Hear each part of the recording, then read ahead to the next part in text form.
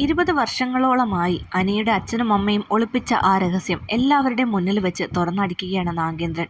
മാത്രമല്ല, നന്ദുവിന്റെ സഹായത്തോടു കൂടി കള്ളികളെല്ലാം വെളിച്ചത്ത് കൊണ്ടുവരികയും നിയമപരമായി ഇവരെയൊക്കെ നേരിടുകയും ചെയ്യുന്നുണ്ട്. നാഗേന്ദ്രൻ എത്രത്തോളം നല്ലവനായിരുന്നെന്നും എത്ര ആത്മാർത്ഥമായിട്ടാണ് ജ്വല്ലറിക്ക് വേണ്ടി പണി ചെയ്തതെന്നും എന്നാൽ അർഹിക്കാത്ത ശിക്ഷയാണ് നാഗേന്ദ്രന് കിട്ടിയതെന്നും യഥാർത്ഥ ചതിയന്മാർ കുടുംബത്തിനുള്ളിൽ തന്നെ ഇത്രയും കാലം നല്ലവരായി ജീവിക്കുകയായിരുന്നു എന്നുള്ള സത്യം എല്ലാവരും തിരിച്ചറിയുകയാണ്. ആദർശിന്റെയും നയനയുടെയും ബുദ്ധിപരമായ നീക്കത്തിലൂടെയാണ് കേട്ടോ നാഗേന്ദ്രൻ ഈ ഒരു വിവരങ്ങളെല്ലാം പുറത്തു പറയാൻ തയ്യാറാകുന്നത്. അതിൻ്റെ വിശദമായ വിശേഷങ്ങളിലേക്ക് കടക്കാം. വീഡിയോ ഇഷ്ടമായ ലൈക്കും ഹൈപ്പും ചെയ്ത് സപ്പോർട്ട് ചെയ്യാൻ ശ്രദ്ധിക്കണേ. ഒരു കാലത്ത് സ്വന്തം മക്കളെക്കാളും മുത്തശ്ശൻ സ്നേഹിച്ചിരുന്നത് ആ നാഗേന്ദ്രനായിരുന്നു, വിശ്വാസവുമായിരുന്നു. അതെല്ലാം ഒറ്റ ദിവസം കൊണ്ട് തകിടം മറിയുകയാണ് ഉണ്ടായത്. പക്ഷേ വീട്ടിൽ നിന്ന് പുറത്താക്കാനുള്ള കാരണം അത് മാത്രമല്ല, അതെന്തായാലും കണ്ടുപിടിച്ചേ പറ്റുള്ളൂ എന്ന് നയനയോട് ആദർശ് പറയുമ്പോൾ നമ്മൾ പല രീതിയിലും പലരോടും ചോദിച്ചെങ്കിലും സത്യം പുറത്തു കൊണ്ടുവരാൻ കഴിഞ്ഞില്ല. ഇനി ഒരേ ഒരു വഴിയേ ഉള്ളൂ, നാഗേന്ദ്രനെ നേരിൽ കണ്ട് സംസാരിക്കുക, എന്താണ് ഉണ്ടായതെന്ന് അയാളിൽ നിന്ന് തന്നെ മനസ്സിലാക്കുക, അത് മാത്രമേ ഒരു വഴിയുള്ളൂ എന്ന് നയന ആദർശിനോട് പറയുകയാണ്. ആദർശ് പറയുന്നുണ്ട്, എത്രത്തോളം ആയാലും പൂർണ്ണമായി അയാളെ വിശ്വസിക്കാൻ സാധിക്കുമോ എന്നെനിക്കറിയില്ല. അതുകൊണ്ട് അയാൾ ചിലപ്പോൾ കുടുംബത്തെ ഛിന്നഭിന്നമാക്കാൻ വേണ്ടി കള്ളക്കഥകൾ പറയാനും വേണ്ടില്ല. നയന പറയുന്നുണ്ട്, തെളിവുകളുടെ അടിസ്ഥാനത്തിൽ മാത്രമേ നമ്മളെ എല്ലാം വിശ്വസിക്കാൻ പോകുന്നുള്ളൂ. അതിന് നമുക്ക് നന്ദുവിൻ്റെ സഹായം കൂടി തേടാം എന്ന് പറയുന്നുണ്ട്. അങ്ങനെ ആദർശ് നാഗേന്ദ്രനെയും ഡേവിഡിനെയും കാണാൻ വേണ്ടി തീരുമാനിക്കുകയാണ്. ഡേവിഡിനെ വിളിച്ച് നാഗേന്ദ്രനെ കാണണമെന്നുള്ള ആവശ്യം അറിയിക്കുമ്പോൾ ഡേവിഡ് ഈ കാര്യം നാഗേന്ദ്രനോട് പറയുന്നുണ്ട്.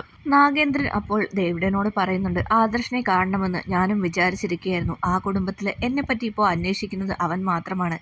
സത്യങ്ങൾ ഇനിയും മറിഞ്ഞു കിടപ്പുണ്ടെന്ന് അവന് അറിയാം. അത് കണ്ടുപിടിക്കാനുള്ള ശ്രമത്തിലാണ്. ഇതെല്ലാം ഞാൻ അറിയുന്നുണ്ട്. അതിനുവേണ്ടിയായിരിക്കും ഇപ്പോൾ എന്നെ കാണണമെന്ന് പറയുന്നത്. എന്തായാലും നേരിട്ടൊരു കൂടിക്കാഴ്ചയ്ക്ക് സമയമായി എന്ന് എനിക്കും തോന്നുന്നുണ്ട്. ഞാൻ എവിടെയാണ് വരേണ്ടതെന്ന് അവനോട് ചോദിക്ക്, എന്നിട്ട് പറ എന്ന് പറയുകയാണ്. അപ്പോൾ അങ്ങനെ നാഗേന്ദ്രനും ആദർശും തമ്മിലുള്ള കൂടിക്കാഴ്ചയ്ക്ക് കളമൊരുങ്ങുകയാണ്. രണ്ടുപേരും ഒരു റെസ്റ്റോറൻറ്റിൽ വെച്ചാണ് മീറ്റ് ചെയ്യുന്നത്. അവിടെ വെച്ചിട്ട് നാഗേന്ദ്രൻ പറയുന്നുണ്ട്, ഈ സ്ഥലം തിരഞ്ഞെടുത്തത് നന്നായി. ഏതെങ്കിലും പബ്ലിക് പ്ലേസിൽ വെച്ച് കാണുകയാണെങ്കിൽ ജലജ അറിയും, അത് പിന്നെ വീട്ടിൽ വലിയ പ്രശ്നമാവില്ലേ എന്ന് ചോദിക്കുകയാണ്. ആദർശ് പറയുന്നുണ്ട്, മറ്റുള്ളവരെ പറ്റി ഞാനിപ്പോൾ ചിന്തിക്കുന്നില്ല. എനിക്ക് സത്യം എന്താണെന്ന് അറിയണം. അതിനുവേണ്ടി മാത്രമാണ് ഞാൻ വന്നത്. നാഗേന്ദ്രൻ പറയുന്നുണ്ട്, എനിക്കറിയാം നീ സത്യം അന്വേഷിച്ച് നടക്കുകയാണെന്ന്. കുറച്ച് നാളായില്ലേ, ഇതുവരെ ആരും സത്യമൊന്നും പറഞ്ഞു തന്നില്ലേ എന്ന് ചോദിക്കുമ്പോൾ ആദർശ് പറയുന്നുണ്ട്, ആര് പറയുന്നതാണ് സത്യമെന്ന് എനിക്കറിയില്ല. എന്തൊക്കെയായാലും നിങ്ങളുടെ ഭാഗത്ത് കുറച്ച് ശരികളുണ്ടെന്ന് ഞാൻ ഇതിനോടകം മനസ്സിലാക്കിയിട്ടുണ്ട്. അത് നിങ്ങൾക്ക് പറയാൻ സാധിക്കുമെങ്കിൽ പറയൂ, അല്ലെങ്കിൽ എങ്ങനെയാണെങ്കിലും ഞാനത് കണ്ടുപിടിക്കും എന്ന് പറയുന്നുണ്ട്. നാഗേന്ദ്രൻ പറയുകയാണ്, നിന്റെ ഊഹം ശരിയാണ്.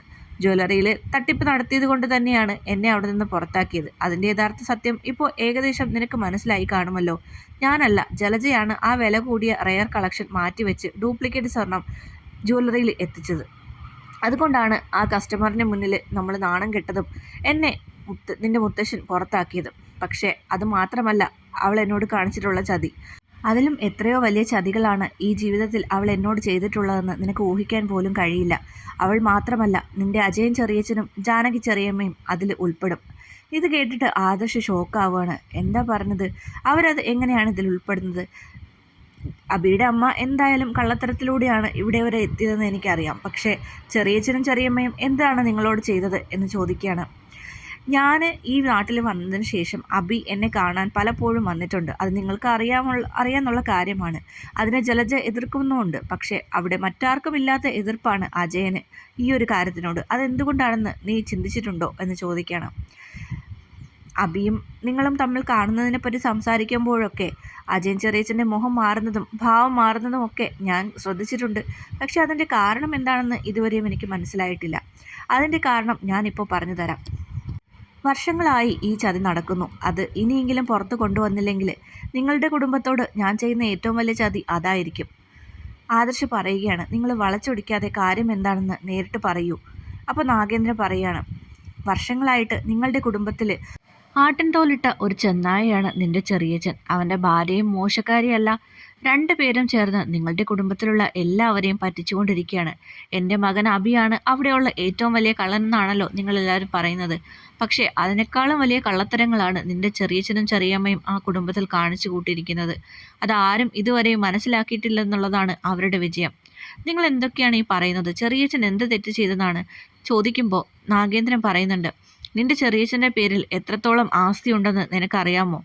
അപ്പോൾ ആദർശ് പറയുന്നുണ്ട്, അങ്ങനെ പ്രത്യേകം ആരുടെയും പേരിൽ ഒരു ആസ്തിയും മുത്തശ്ശൻ കൊടുത്തിട്ടില്ല. എല്ലാം എല്ലാവർക്കും ഉള്ളതാണ്. അതുകൊണ്ട് തന്നെ ഇപ്പോൾ തൽക്കാലം അതെല്ലാം മുത്തശ്ശൻ്റെയും മുത്തശ്ശിയുടെയും പേരിലാണ് എന്ന് പറയുമ്പോൾ, എന്നാൽ നിനക്ക് തെറ്റി. കമ്പനിയെ വെട്ടിച്ച് കള്ളക്കടത്ത് സ്വർണം വിറ്റ് ടാക്സ് വെട്ടിച്ച് അതുപോലെ പലവിധ ചതികളിലൂടെ നിന്റെ ചെറിയച്ഛൻ കോടിക്കണക്കിന് രൂപയാണ് സമ്പാദിച്ചിട്ടുള്ളത്. ഫ്ലാറ്റുകളും ആഡംബര കാറുകളും തേയിലത്തോട്ടങ്ങളും എന്ന് വേണ്ട റിയൽ എസ്റ്റേറ്റിൽ തന്നെ അവൻ മുടക്കിയിരിക്കുന്നത് കോടികളാണ് എന്ന് പറയുകയാണ്. ആദർശ് പറയുന്നുണ്ട്, നിങ്ങൾ എന്നെ തെറ്റിദ്ധരിപ്പിക്കാൻ വേണ്ടി ഇങ്ങനെയൊന്നും കള്ളം പറയേണ്ട ആവശ്യമില്ല എന്ന് പറയുമ്പോൾ നാഗേന്ദ്രൻ പറയുന്നുണ്ട്, ഇതിൻ്റെ എല്ലാം തെളിവുകൾ എൻ്റെ കയ്യിലുണ്ട്, നിനക്ക് എവിടെ വേണമെങ്കിലും അത് വന്ന് പരിശോധിക്കാം എന്ന് പറയുകയാണ്. ആദർശ് ഞെട്ടിപ്പോകുന്നുണ്ട്. വെറുതെ ഒരു തെളിവുണ്ടെന്ന് പറഞ്ഞ് എന്നെ പറ്റിക്കാൻ നാഗേന്ദ്രൻ എന്തായാലും ശ്രമിക്കില്ല. മാത്രമല്ല നന്ദുവിനെ പോലെ ഒരു പോലീസ് ഓഫീസറെ കുടുംബത്തിലേക്ക് വരുന്നത് തനിക്ക് ഇഷ്ടമല്ല എന്ന് ഈയിടയ്ക്ക് ചെറിയച്ഛൻ പറയുകയുണ്ടായി.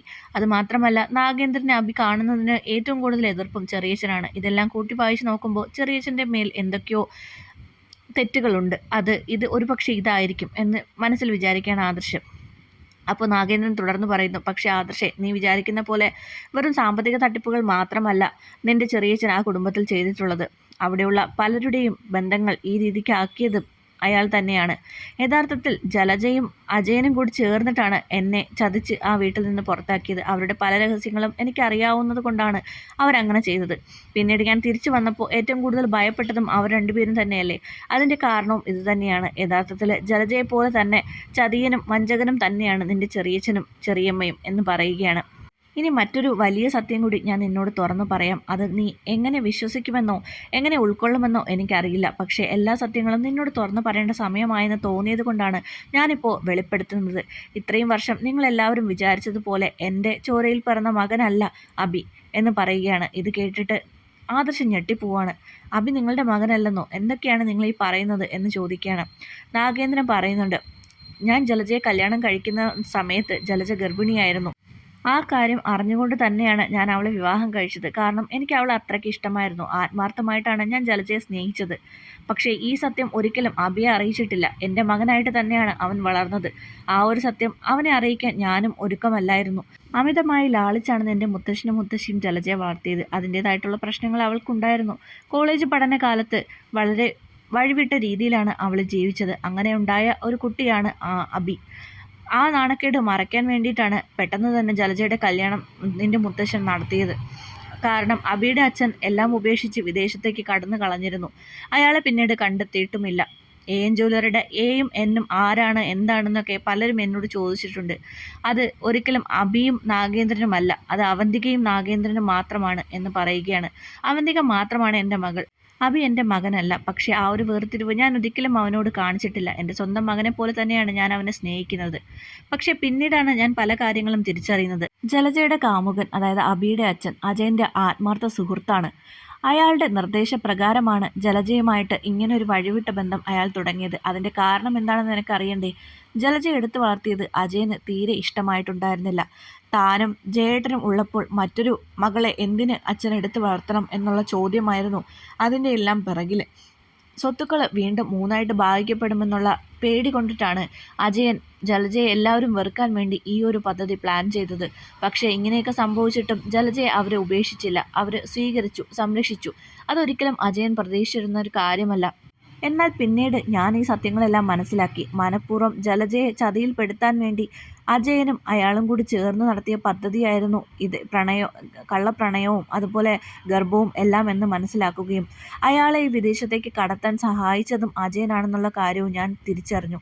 ഈ സത്യങ്ങൾ അറിഞ്ഞ് ഞാൻ അജയനെ ചോദ്യം ചെയ്തിരുന്നു. അതോടുകൂടിയാണ് അവൻ ഈ സത്യങ്ങൾ എല്ലാവരുടെയും മുന്നിൽ വിളിച്ചു പറഞ്ഞാൽ ആ കുടുംബത്തിൽ നിന്ന് തന്നെ അവനെ പുറത്താക്കുമെന്നും എല്ലാ സ്വത്തുക്കളും തനിക്ക് നഷ്ടമാകുമെന്നും അജയൻ മനസ്സിലാക്കിയിട്ടാണ് ജലജയോടൊപ്പം ചേർന്ന് എന്നെ അവിടെ നിന്ന് പുറത്താക്കാൻ വേണ്ടിയുള്ള കളികളെല്ലാം കളിച്ചത്. ഇന്നും ജലജയ്ക്ക് അറിയില്ല ഈ ചതിക്ക് പിന്നിൽ അജയനായിരുന്നു എന്നുള്ള കാര്യം. സ്വന്തം സഹോദരനെ പോലെ തന്നെയാണ് ജലജ അവരെയെല്ലാം കണ്ടത്. പക്ഷേ ഈ ഒരു കാര്യം മാത്രം അവൾക്ക് അംഗീകരിക്കാൻ പോലും പറ്റുന്നുണ്ടാവില്ല. ഞാൻ ആ കാര്യം അവളോട് ഒരിക്കലും പറഞ്ഞിട്ടുമില്ല. എന്നെ ഒരു ശത്രുവിനെ പോലെ കാണുന്ന ജലജയ്ക്ക് അറിയില്ല യഥാർത്ഥത്തിൽ അവളെ ചതിച്ചത് ഞാനല്ല, മറിച്ച് അജയനാണെന്നുള്ള കാര്യം. എന്തായാലും നിന്നോട് ഈ കാര്യങ്ങളെല്ലാം ഇപ്പോൾ തന്നെ പറയണമെന്ന് എനിക്ക് തോന്നി. ഇനിയും താമസിച്ചാൽ ഒരിക്കലും ഈ ചതിയൻ്റെ മുഖം മറ്റാരും അറിയില്ല. കാലങ്ങളോളം അവൻ ഈ ചതി തുടർന്നുകൊണ്ട് തന്നെ ഇരിക്കും. ഈ 20 വർഷങ്ങൾ കൊണ്ട് മൂർത്തിസ് ജ്വല്ലറിയുടെ ഏകദേശം 50% ആസ്തിയോളം അവൻ സ്വന്തമായി ഉണ്ടാക്കിയെടുത്തിട്ടുണ്ട്. അത് മൂർത്തിസ് ജ്വല്ലറിയുടെ ലേബലിൽ നിന്നുകൊണ്ട് തന്നെ. ഈ സത്യങ്ങളെല്ലാം കേട്ട് പകച്ചു നിൽക്കുകയാണ് ആദർശൻ.